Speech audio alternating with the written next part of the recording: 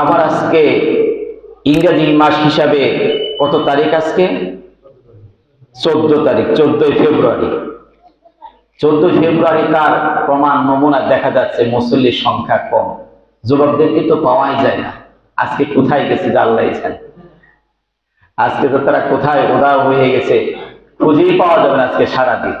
হয়তো রাত 12টার পরে বাসায় ফিরতে পারে। কথা বলেন ঠিক কি না?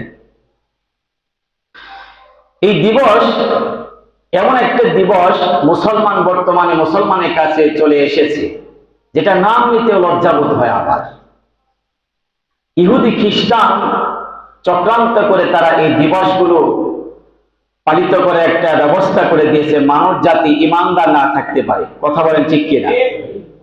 মানুষদেরকে নির্লজ্জ করার জন্য, ইসলাম থেকে বিচ্ছিন্ন করার জন্য, একেবারে মানুষকে গোড়ার মধ্যে নিমজ্জিত করার জন্য এটাই যথেষ্ট।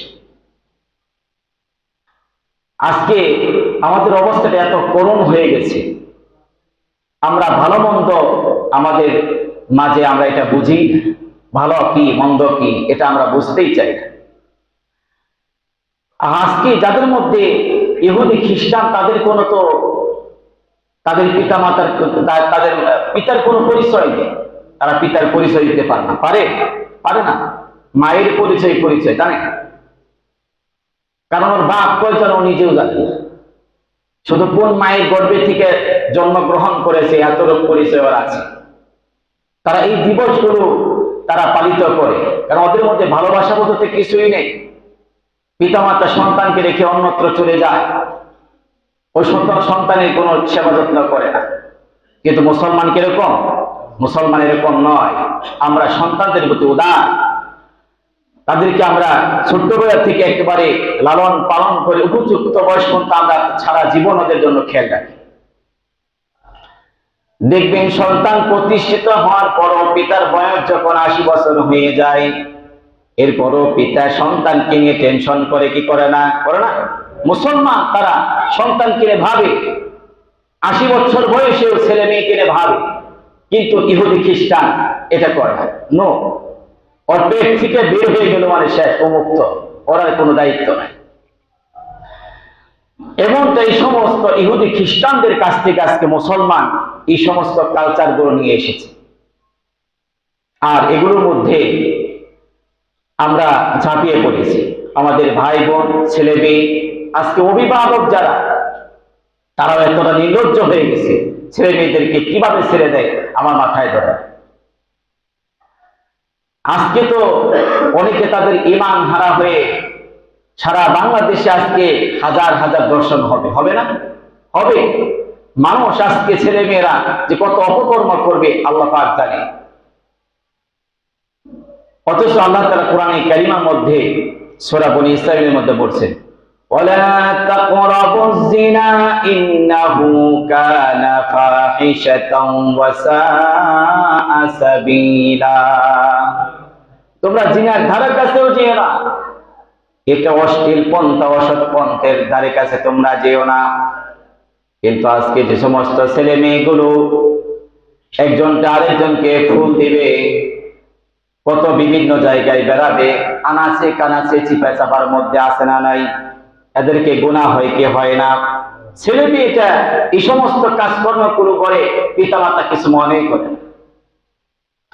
আর এই দিন আসলে তো 14 ফেব্রুয়ারি আসলে মা যে বলে মেয়ের পিতার কাছে যে আজকে তো পিঙ্কির আজকে বিশেষ দিন, আর আজকে খরচটা একটু বেশি লাগবে। কি লাগবে? বেশি লাগবে। পিঙ্কির আজকে কি দিন? বিশেষ দিন, ওর খরচটা একটু বেশি লাগবে, তো ওর কি একটু টাকা আজকে খরচটা একটু ধরিয়ে দেয়। পিতাও তো জানে কোথায় যাবে, কি করবে, ওই খরচ ধরিয়ে দেয়। খরচ দিল, টাকা দিয়ে দিল ওকে, দেওয়ার পরে ও চলে গেল ওর বয়ফ্রেন্ড নিয়ে, কোথায় গেল, কি করলো, সারাদিন আর কোনো খোঁজ খবর নেই। এই সমস্ত অভিভাবক তাদের লজ্জা থাকা দরকার। কথা বলে ঠিক কিনা? যে আপনার ছেলে মেয়েকে কিভাবে আপনি বের করে দেন। কিয়ামতের ময়দানে এই ছেলে মেয়েগুলো আপনাকে জাহান্নামে দিবে। আল্লাহ কোরআনে কারিমের মধ্যে বলছেন, রব্বানা আরিনাল্লাযাইনি আযাল্লানা মিনাল জিন্নি ওয়াল ইনসি নাজআলহুমা তাহাতা আকদামিনা লিয়াকুনা মিনাল আসফালিন। কিয়ামতের ময়দানে ছেলে মেয়েগুলো ওই দিন অভিযোগ করবে আল্লাহ তাআলার কাছে, রব্বুল আলামিন, আমরা তো আজকে জাহান্নামী হয়ে গেলাম, আমাদেরকে পিতা মাতা কোথায় আছে, আমাদের নিয়ে আসুন।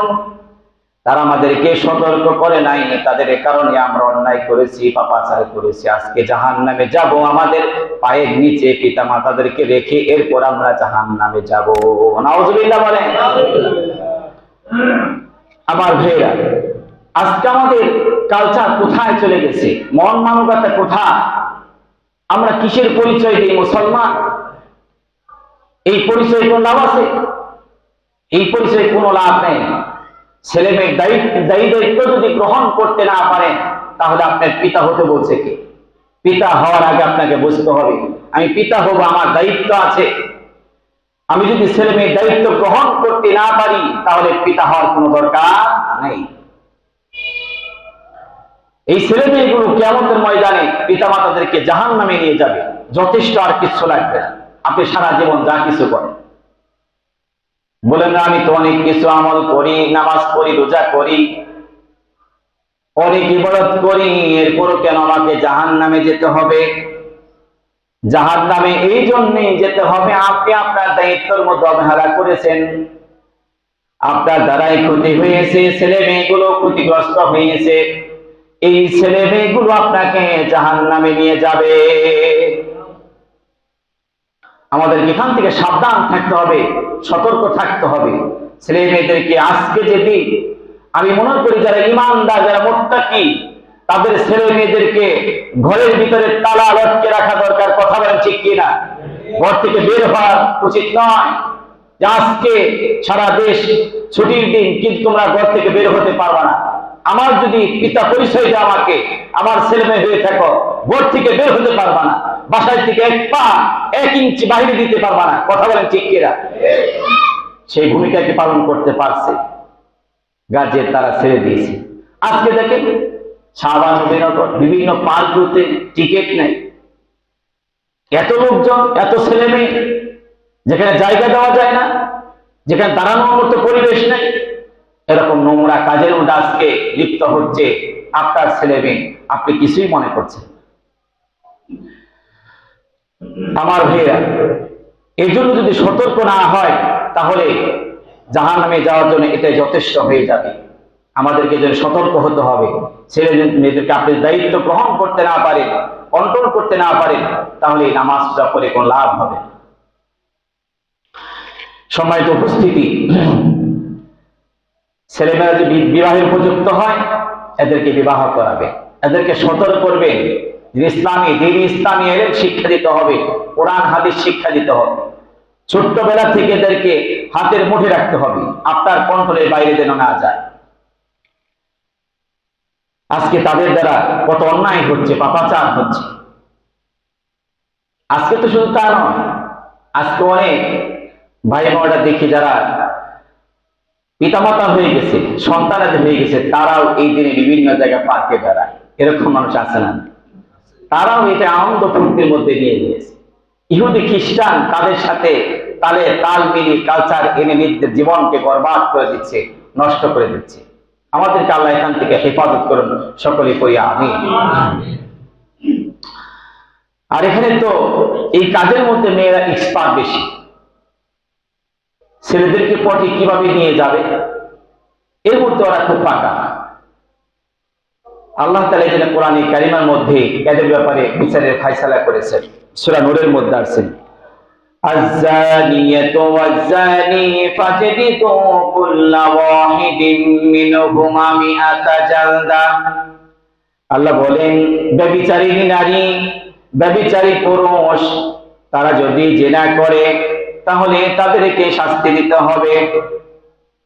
আর এখানে শাস্তি দিতে গিয়ে মুমিন যারা আল্লাহর প্রতি ভয় আছে, পরকালকে বিশ্বাস করে, তারা এই দায়িত্ব গ্রহণ করবে এবং কি মুমিনরা তারা মুমিনদের একটি টিম, একটা দল তারা পর্যবেক্ষণ করবে, কোনোভাবে যেন বিচারের মধ্যে আল্লাহর ফয়সালার মধ্যে তাদের প্রতি কোনো অনুগ্রহ না হয়। ফয়সালা কার? আল্লাহ পাকের ফয়সালা।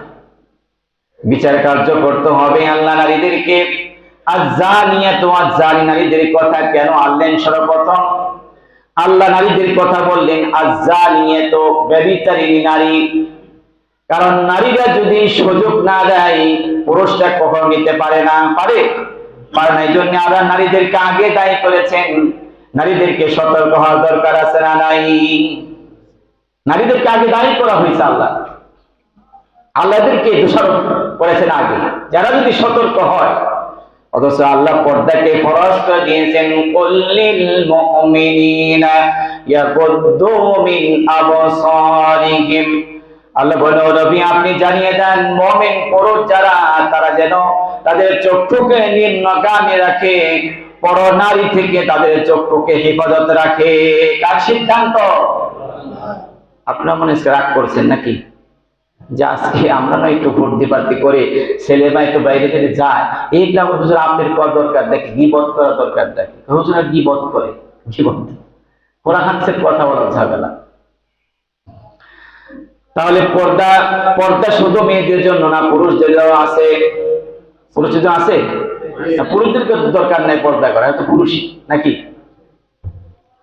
মেয়েদেরকেও পর্দা করতে হবে, পুরুষদেরকেও পর্দা করতে হবে। পুরুষদের পর্দা হলো তাদের চক্ষুকে নিম্নগামী রাখতে হবে, পর নারী থেকে বাঁচিয়ে রাখতে হবে। আপনি যদি অপর নারীর প্রতি তাকান তাহলে আপনার গুনাহ আছে না নাই?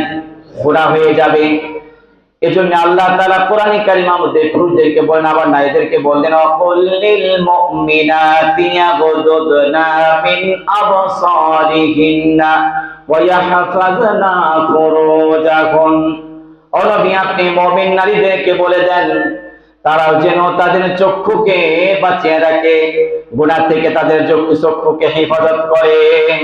বলবেন নারীরাও চক্ষু দ্বারা গুনাহ করে? হ্যাঁ, তারাও করে। সুঠাম দেহের একজন যুবক দেখলে, সুন্দর দেখলে তাদের প্রতি ওদের নজর যায়। এজন্য আল্লাহ ওদেরকেও সতর্ক করে দিলেন, না সাবধান হয়ে যাও। বিশ্বনবী সাল্লাল্লাহু আলাইহি ওয়াসাল্লাম একবার এত ক্রন্দন করছেন, কান্না করছেন। ফাতেমা রাদিয়াল্লাহু তাআলা আনহা দেখে জিজ্ঞেস করলেন, আব্বাজান আপনি এত কেন কান্না করেছেন? আপনার মায়ের কথা মনে পড়েছে, আপনার পিতার কথা মনে পড়েছে, এই জন্য আপনি কান্না করেছেন? নবীজি বললেন, না ফাতেমা, না আমি এই জন্য কান্না করছি না। ফাতেমা বলে, আব্বাজান তাহলে আপনি কেন এত কান্না করেছেন? নবীজি বললেন, আমি মিরাজের মধ্যে গিয়েছিলাম, দেখেছি সেখানে যে নারীদেরকে এমন তাদেরকে শাস্তি দেওয়া হচ্ছে, সেই শাস্তির কথা মনে করে আমার চোখ দিয়ে পানি প্রবাহিত হচ্ছে, আমি কান্না করেছি। ফাতেমা রাদিয়াল্লাহু তাআলা আনহা তিনি জিজ্ঞাসা করলেন, আব্বাজান ইয়া রাসূলুল্লাহ ইয়া হাবিবাল্লাহ আপনি কি শাস্তি দেখেছেন? এটা কেন তাদেরকে এরকম শাস্তি দেওয়া হচ্ছে? নবীজি বললেন, ফাতেমা রে, নারীরা পর্দা লঙ্ঘন করেছে, পর্দা লঙ্ঘন করবে, এই জন্যই তাদেরকে শাস্তি দেওয়া হচ্ছে। ফাতেমা রাদিয়াল্লাহু তাআলা আনহা তিনি বলছেন, ইয়া রাসূলুল্লাহ ইয়া হাবিবাল্লাহ আব্বাজান আজকে থেকে আমি কোনদিন আমার পর্দারে কোনো খিলাফ করব না, বিন্দু পরিমাণ করে দেখতে হবে না। সুবহানাল্লাহ। ফাতেমা রাদিয়াল্লাহু তাআলা আনহা তিনি কেমন পর্দা করতেন দেখেন। মৃত্যুর আগের দিন আগ পর্যন্ত তিনি, যেদিন তার মৃত্যু হবে, তিনি ওসিয়ত করলেন তার স্বামীকে, প্রাণের স্বামী আলী রাদিয়াল্লাহু তাআলা আনহুকে ওসিয়ত করলেন, আমি মৃত্যুবরণ করার পরে বেশি মানুষকে জানাবেন না। আমরা যদি খালি একটু ধনী পরিবার লোকজন হয়, একবারে মাইকে অমুকের মায় মরছে, অমুকের স্বামী মরছে, অমুকের তমুক মরছে, আছে না নাই? ফাতেমা কি বলছেন দেখেন, ওই স্বামী আপনি মানুষদেরকে, বেশি মানুষদেরকে জানাবেন না, এবং আমাকে আপনি রাত্রিবেলা দাফন কাফন করবেন, যেন আমাকে বেশি মানুষ দেখতে না পায়, আমাকে বেশি মানুষ জানতে না পায়। আপনি রাত্রিবেলা অন্ধকারের মধ্যে আপনাকে আমার কবরের মধ্যে রেখে দিবেন। আলী রাদিয়াল্লাহু তাআলা আনহু বলছেন, কেন আমি রাত্রিবেলা দিব, কেন মানুষদেরকে জানাবো না? ফাতেমা রাদিয়াল্লাহু তাআলা আনহা বলছেন, যে আমি সারা জীবন আব্বার কাছে পর্দার কথা শুনেছি, পর্দার আয়াত নাযিল হয়েছে, আল্লাহ তাআলা বিধান দিয়েছেন পর্দা করার জন্য। আমি জীবিত অবস্থায় পর্দা মেনটেন করে চলেছি, মৃত্যুর পরও যেন আমার পর্দা লঙ্ঘন না হয়, এই জন্য আপনি আমাকে রাত্রিবেলা দাফন কাফন করবেন, লোকদেরকে বেশি জানাবেন না। দিনের বেলা যদি আপনাকে জানাজা দিতে চান, আমাকে দাফন কাফন করেন, তাহলে লোকজন দেখবে ফাতিমা কতটুকু লম্বা ছিল, তার বডি কিরকম ছিল, এটা তারা দেখবে, বুঝবে। এই জন্য অন্ধকারের মধ্যে রাত্রিবেলা আমাকে কবরে দাফন করবেন, যাতে করে দুনিয়ার কোন লোকজন আমাকে দেখতে না পায়, আমার পর্দার কোনো লঙ্ঘন না হয়। সুবহানাল্লাহ বলবেন না? মায়ের আমার বোনেরা, আপনার জীবনে যদি এখান থেকে শিক্ষা গ্রহণ করেন ফাতেমা রাদিয়াল্লাহু তাআলার জীবনী থেকে, যে ফাতেমা যদি জাহান্নামের ভয়ে, শাস্তির ভয়ে তিনি এতটা সতর্ক হয়ে যান, আপনার তো সতর্ক হওয়ার দরকার নাই, নাকি বলে? আছে? হয়তো ফাতেমাকে শাস্তি দেওয়া হতো পর্দার লঙ্ঘন হলে, কিন্তু বর্তমান জামানায় যে সমস্ত নারীরা আছে তাদেরকে আল্লাহ ধরবেন না, শাস্তিও দিবেন না। দিবেন? মনে হয় দিবেন না। কারণ যদি শাস্তি দেয় তাহলে এদের মধ্যে কোনো এই ধরনের কোনো অনুভূতি তাদের মাঝে নেই। এখন দেখেন যে আজকে নারীরা তারা অবাধে চলাফেরা করে, পর্দার কোনো তোয়াক্কাই তারা করে না, পর্দার যে বিধান এটা যে ফরজ এটা মনেই করে না, এটা নফলও তো মনে করে না। নফল মনে করে? নফল যদি মনে করতো তাহলে তো কিছুটা মেনটেন করতো, পালন করতো। আমার মনে হয় এরা মনে করে যে ফরজ তো দূরের কথা, নফলও নাই। তাহলে ফাতেমা যদি জাহান্নামের ভয়ে স্বামীকে ওসিয়ত করে আমাকে দিনের বেলা জানাজা না দিয়ে রাত্রিবেলায় দিবেন, অন্ধকারের মধ্যে কবরে নামিয়ে দিবেন, আমাকে যেন বেশি মানুষ দেখতে না পাই, আমার যেন পর্দার লঙ্ঘন না হয়, তাহলে আজকে আপনি চতুর্দিকে তাকার কোরআন এবং হাদিসের চক্ষু দিয়ে আপনি তাকিয়ে দেখেন বর্তমান জামানার নারী যারা আছে এদের মাঝে পর্দা কি আছে নাকি? আছে? অধিকাংশই তো না। এদের মাঝে জাহান্নামের কোনো ভয়ও নাই, ভয় ভীতি নাই, জাহান্নামের কোনো ভয় নাই। এদের চলাফেরা দেখলে মনে হয় যারা মরবেও না কোনোদিন, আর জান্নাত জাহান্নাম আছে এটা ওরা বিশ্বাস করে না। কথা বলেন ঠিক কিনা? আমাদের সতর্ক হতে হবে ভাইরা আমার।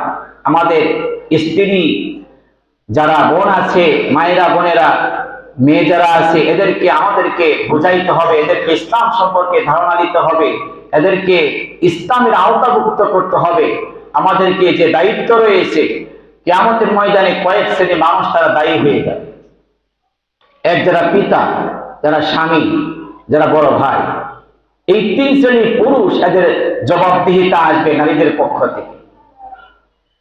আপনি তারা চিন্তা করে আপনার উপরে দায়িত্ব আছে কিনা। হয়তো আপনি স্বামী, আপনি বড় ভাই হতে পারেন, এরপরে আপনি পিতা হতে পারেন, আরেকজন আছে বড় ছেলে, বড় ছেলের উপরে দায়িত্ব রয়েছে। মা যদি উল্টা পাল্টা চলে, বড় ছেলেকেও দায়িত্ব দিয়েছে ইসলাম, তাকে সতর্ক করতে হবে। এই যে দায়ুস, এরা কিয়ামতের ময়দানে দায়ী হয়ে যাবে। এই দায়ুস ব্যক্তি তারা জাহান্নামে হয়ে যাবে, জান্নাতে যেতে পারবে না। এই জন্য যার যার দায়িত্ব রয়েছে এই দায়িত্বকে পালন করতে হবে। আমার স্ত্রী আমাকে দায়িত্ব গ্রহণ করতে হবে, স্ত্রীকে পর্দা করাতে হবে, ইসলামের উপর পরিচালিত করতে হবে, আমার বোনকে পরিচালিত করতে হবে। আমি বড় ভাই থাকলে আমাকে দায়িত্ব নিতে হবে। আমি যদি পিতা হয়ে থাকে আমার ছেলেকে, মেয়ের দায়িত্ব নিতে হবে, মেয়েকে ইসলামের উপর পরিচালিত করতে হবে। তা যদি না হয় কিয়ামতের ময়দানে জবাবদিহি করার মতো কোনো ভাষা থাকবে না। আল্লাহ তাআলা আমাদেরকে ইসলাম মেনে চলার জন্য তৌফিক দান করুন। আমরা যেন এই দায়িত্বগুলো গ্রহণ করতে পারি, পালন করতে পারি, ইসলাম, কোরআন এবং হাদিস মেনে চলতে পারি, আল্লাহ তাআলা বিধানগুলো পালন করতে পারি, এই তৌফিক আল্লাহ আমাদেরকে দান করুন। সকলে করি আমিন। ওয়া আখিরু দাওয়ানা আলহামদুলিল্লাহি রাব্বিল আলামিন। আজকে আপনারা